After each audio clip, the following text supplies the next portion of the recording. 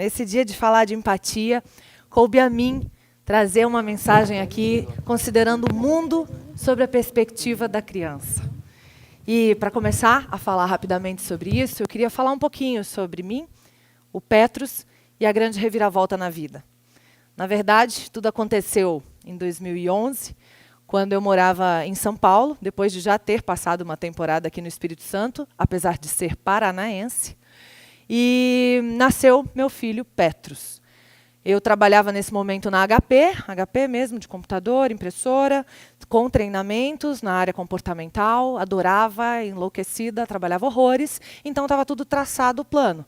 O menino nasceu, vou ficar 4 meses de licença, né? Um de férias, fico 5 meses com a criança, coloco ele numa escolinha o dia inteiro e volto a trabalhar como uma louca, como sempre fiz e como sempre adorei fazer. Afinal de contas, um filho não pode mudar tanto assim a vida de uma pessoa, certo? Errado. Ele nasceu e chorou. E chorou. E não parou nunca mais de chorar. E as pessoas diziam, fica tranquila, são só os 3 primeiros meses. Então, até os 3 primeiros meses, eu estava firme, forte e tranquila. Porque ele chorava dia e noite sem parar. Não é que ele trocava o dia pela noite, não. Eu ainda acho que tem sorte as pessoas que os filhos trocam o dia pela noite, porque pelo menos dorme de dia. Não, ele não dormia. Ele tinha espasmos de 20 minutos quando estava morto. E aí, enfim, eu descobri que eu realmente não sabia nada desse negócio de criança. Com 4 meses que ele tinha, durante ali a licença maternidade e férias, nós voltamos para Vitória em mudança. Então, estava tudo certo, eu ia ser transferida, trabalhar na HP em Vitória, beleza, tudo certo, entrevista agendada com o gestor daqui, estava tudo ok, mas ele não parou de chorar nos 3 meses, nem nos 4 meses, nem nos 5 meses, quando eu deveria fazer a entrevista. Então, eu pedi demissão por telefone e falei, eu preciso dar conta desse negócio aqui, que eu não estou conseguindo. Eu sempre tão autoconfiante, né? Vou resolver, deixa que eu faço, deixa que eu aconteço. Isso eu não estava conseguindo, definitivamente. E aí, quando ele não parou, algumas pessoas começaram a dizer, não, tem criança que vai até os 6 meses, né? 6 meses, não parou de chorar. 7 meses, não parou de chorar. Ele teve uma série de complicações, né? E não parou de chorar. Quando ele tinha 8 meses, chorando, uma amiga falou assim, mas vem cá, você já leu algum livro sobre bebês? Eu falei, existe? E eu descobri a primeira coisa que eu acho muito interessante de trazer, que na nossa cultura a gente não tem a ideia de estudar para ser pai e mãe. A gente acha que para isso não precisa. Agora, é tão interessante porque a gente pode suportar qualquer coisa que dê errado na nossa vida, mas um filho que dê errado, a gente nunca vai superar. A gente vai para sempre se perguntar onde foi que eu errei, o que eu poderia ter feito diferente. Enfim. Uma das coisas que eu descobri na hora que eu li esse livro e que eu fui estudar e eu resolvi me aprofundar e eu resolvi não parar mais de estudar e isso mudou a minha vida, tem a ver com esse vídeo.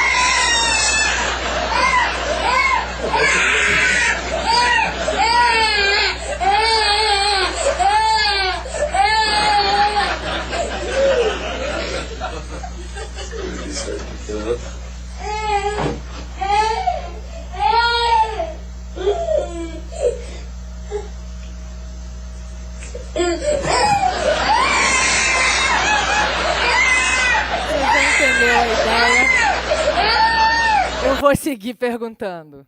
É possível que essa criança estivesse fingindo ou manipulando? Quem acha que sim? Levanta a mão, por favor. Levanta de verdade. Bacana. Quantos anos tem essa criança no máximo? No máximo 2, estourando. Se ela tiver, máximo é 2, correto? Aos 2 anos, as crianças ainda não falam. plenamente. Falam algumas coisas, umas mais, outras menos, mas elas não têm todo o potencial, vocabulário, possibilidade de comunicação que a gente tem quando adulto, né? Então, quais são as formas de comunicação mais comuns de uma criança aos 2 anos? O choro e... Oi? O riso, o choro, né? E as movimentações corporais. Então, né, dotada dessa potência de comunicação e desses recursos que ela tem, a criança vai tentar comunicar o que ela precisa. Ela ainda não sabe, não tem ideia do que seja fingir ou manipular. Ela só conta com esses recursos de comunicação. Portanto, quando eu olho para essa criança e penso, ela está fingindo ou manipulando, é porque eu estou olhando para ela com a cabeça do adulto. Do adulto. Se eu olho para ela com a cabeça da criança, eu sei que ela não tem condições ainda de fingir ou manipular. Ela está comunicando alguma necessidade que eu não sei qual, pode ser inúmeras. Mas é o jeito que ela sabe. Agora, ela é tão inteligente aos 2 anos que ela já percebeu que não adianta chorar sozinha. Ela sabe que é o adulto que resolve as situações que ela precisa que resolva. Então, ela vai até ele e chora, e se joga no chão, e fala, por favor, eu estou precisando de você para alguma coisa. E o adulto acha super engraçado, filma, sai de cena, vai para outro canto, espera as crianças virem, né, e dá risada e põe no YouTube. Porque é muito engraçado ver a criança fazer isso. Ela está sofrendo. Se a gente soubesse o tanto que ela pode estar sofrendo, talvez a gente não achasse mais graça depois de assistir esse filme.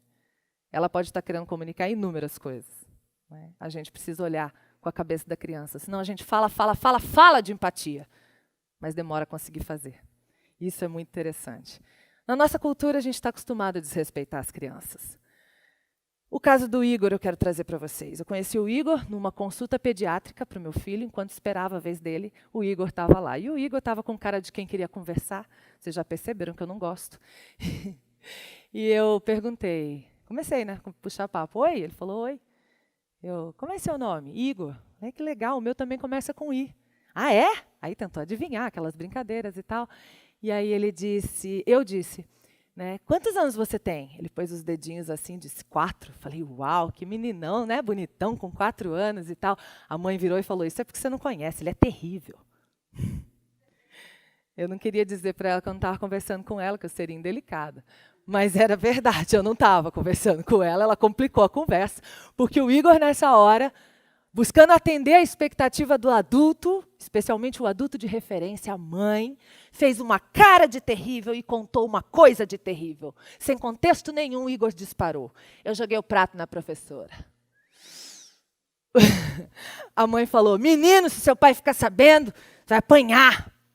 Aí ele disse, não, ele fez isso, eu disse, né? Por querer ou sem querer? Vamos combinar que haveria essa hipótese. Ele disse, por querer. Eu falei, você está me complicando. Me ajuda. E aí eu falei, mas por que você quis jogar o prato na professora? Ele falou, porque eu estava colocando a minha toalhinha em cima da mesa, ela veio, arrancou a toalhinha, jogou no canto e botou o prato assim. Eu fiquei com raiva e joguei o prato nela. Longe de mim dizer que o Igor está certo de jogar o prato na professora. Eu não vim aqui para isso. Longe de mim dizer que ele tem razão de jogar o prato na professora. Eu também não vim aqui para isso. Mas eu ouso dizer que a professora não faria isso com um adulto. Que com um adulto ela esperaria ele terminar de colocar a toalha, respeitosamente, e depois colocaria o prato. Mas é uma criança, só uma toalha, só uma criança, não tem importância nenhuma. O importante é fazer rápido, que eu tenho hora para cumprir. Eu ouso dizer que o Igor foi desrespeitado. E no auge da sua maturidade de 4 anos, só sobrou o piloto automático de uma pessoa de temperamento forte. Pá! E se a gente ainda bate no menino, ou faz o menino lá pedir desculpa, a gente desrespeita ele de novo. Sem parar para ouvir, sem conversar, sem dar opções para ele do que fazer então com a raiva que sente, que é a inteligência emocional. Mas não é só com o Igor que isso acontece. Quando a gente visita amigos, quem tem filho, vai para a casa dos outros amigos que também têm filhos, a gente chega porque a gente quis chegar, a gente fica porque a gente quis ficar. E a criança, quando a gente chega, ela é obrigada a se enturmar com a criança que está lá, querendo ou não, gostando ou não, tendo afinidade ou não, porque a gente vai na casa do amigo pela nossa afinidade, não necessariamente pela afinidade da criança com a criança dele. E aí, ela no começo, às vezes, não está muito à vontade, ela fala, eu quero ir embora, você fala, vai lá brincar. E aí a criança é obrigada, então, a interagir, ela acaba interagindo, ela acaba conseguindo, ela acaba gostando, e aí ele demora mais tempo que você e tal, para você já deu. E aí a gente fala, tá bom, tá na hora de ir embora. E a gente vai lá, agora vamos embora. Eu falo, não, tô brincando. Vamos embora. Tá na hora, eu já falei, hein? E a gente não quer saber se ela quer ir embora. A gente quer saber que agora é hora de ir embora. E a gente não está preocupado se ela quer ir embora. Assim como a gente não estava preocupado se ela queria ficar. Isso acontece rotineiramente. A gente nem percebe. É comum. Adultos que só cumprimentam adultos. A gente encontra as pessoas com a criança do lado, a pessoa vem, cumprimenta todos os adultos presentes e não cumprimenta a criança. Isso acontece. E a gente, muitas vezes, não estranha. Acha que pode acontecer, que é aceitável, é normal. Uma vez o meu filho já me perguntou por que ele não me cumprimentou. Eu falei, não sei. Realmente não sei. Ele está equivocado. Mas também já avisei, infelizmente isso é normal na nossa cultura. Pode acontecer outras vezes. Fale você, oi. Lamentável. Tudo dizer não pode, né? A criança pega um objeto perigoso, alguma coisa que oferece algum risco. O adulto vai lá com a melhor das intenções. Porque, afinal de contas, se meu filho não tivesse chorado 8 meses, eu não saberia essas coisas e eu também faria tudo isso assim. Cheio de boa intenção. A gente vai lá e tira o objeto da criança. Fala assim, não pode. A criança, pequenininha, então quando eu quiser alguma coisa da mão do outro, eu falo, e tiro da mão dela. É isso? É. Aí ela vai no parquinho, aí o menino está brincando com o objeto que ela quer, ela vai lá, aí a mãe vem e fala, não é assim. Se você quer, você tem que pedir educadamente. Não foi isso que você fez agora há pouco lá em casa, não. Né? Então a gente vai passando um monte de mensagem que a gente acha que está passando uma e na verdade está passando outra. Lugares em que as crianças não são bem-vindas, a gente devia ter na nossa sociedade todos os ambientes preparados para receber também as crianças, que são indivíduos como qualquer um de nós. Embora a gente fale, você não é nem gente, não tem nem tamanho de gente, né? Não tem que querer nada, se é criança. Né? E as crianças não são bem-vindas. Uma das rejeições que as crianças têm ao trabalho dos pais é porque é um lugar que elas não podem ir e que toma o pai e a mãe delas todo dia, o dia inteiro. Né? As crianças não são bem-vindas. Não são bem-vindas em reuniões, não são bem-vindas em muitos eventos, não são bem-vindas em muitos lugares. O mundo é muito difícil ser criança no mundo de hoje. A aula preferida na escola e o sinal, gente. Quando a criança vai para a escola, ela tem que estudar tudo, mas de repente ela descobriu alguma coisa que ela gosta, que ela se interessa, que ela está apaixonada. E aquela aula está uma delícia e ela não está nem vendo o tempo passar. Tem que estudar outra coisa. Mas eu queria... Não tem que querer nada. Agora você tem que estudar isso aqui, é a hora disso aqui. Acabou. Obrigados a dormir na escola. Sabia que tem isso? Tem escola que tem a hora do soninho e a criança tem que dormir. E se ela não dormir, sabe o que ela é? Terrível ou hiperativa. Pode escolher.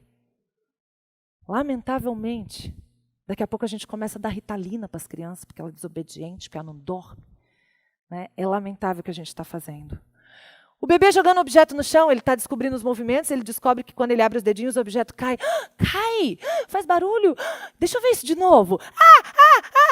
Alguém pega e traz. Aí ele faz de novo para ver como fica na casa. Aí a pessoa jogou lá, ele de novo. A pessoa pega e fala, se você jogar de novo, eu vou guardar, hein? Estou vendo o que você está fazendo de propósito. Ele estava só se desenvolvendo, só aprendendo tudo sobre a vida. Você não tem que querer nada. Quantas crianças já ouviram isso? Não tem que aprender o ABCD, não. Tem que aprender a obedecer.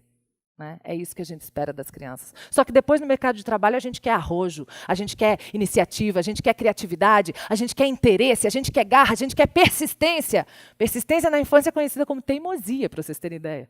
E a gente procura extirpar a todo custo. Depois faz falta pra caramba na vida. Falta pra caramba na vida. Tem gente, pais de adolescentes que me procuram, sendo que eu nem trabalho com essa faixa etária, mas acho que o desespero ou a esperança, eles me procuram e dizem, o que eu faço? Meu filho não quer nada com nada. Eu falo, por acaso na infância ele ouviu você não tem que querer nada? Mas ele era criança. A gente planta na infância e colhe na vida adulta.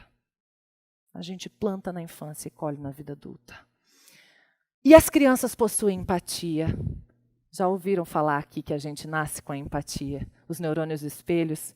E aí eu queria contar para vocês um caso interessante de um amigo inglês que foi nos visitar em São Paulo e foi, como todo bom turista, fazer lá o mercado municipal. Enquanto esperávamos o sanduíche de mortadela, tinha aquele potinho lindo no centro da mesa com coisinhas redondinhas, de várias cores, verde, laranja, amarela, vermelha. E não deu nem tempo de avisar, ele pegou um palito de dente e era o quê? pimenta. E ele soltou fogo pelas ventas, foi um negócio horroroso. E eu contei isso numa mesa com um monte de amigos. E a gente morreu de rir. Todo mundo riu dessa história, porque foi realmente muito engraçado. E o meu filho, sério, estava com 3 anos, me cutucou depois que todo mundo riu e falou assim, não foi engraçado para ele. Eles têm empatia. A gente dá um duro danado para acabar com ela. E depois começar a fazer cursos e retomar. Veja vocês a que ponto chegamos. Nós estamos fazendo curso de humanização. Humanização do atendimento, humanização do parto, humanização da saúde. A gente virou o quê? Para ter que fazer curso para humanizar? Um pedido que eu tenho para a gente fechar. Não faça para o outro o que você gostaria que fizessem para você. Por favor, não faça isso. Faça para o outro aquilo que o outro, sendo assim como ele é, estando no momento de vida que ele está, estando na faixa etária que ele está, gostaria ou precisaria que fizesse para ele. Porque se eu faço para o outro como eu gostaria que fizesse para mim, o foco continua aqui. Se eu faço para o outro como ele gostaria que eu fizesse para ele, eu tenho que parar e olhar para ele. E aí eu vou ter que fazer diferente para cada um. Pais de mais de um filho sabem que as coisas não funcionam igual para as crianças diferentes. Que Deus abençoe e que a gente consiga de verdade se colocar no lugar do outro. Obrigada.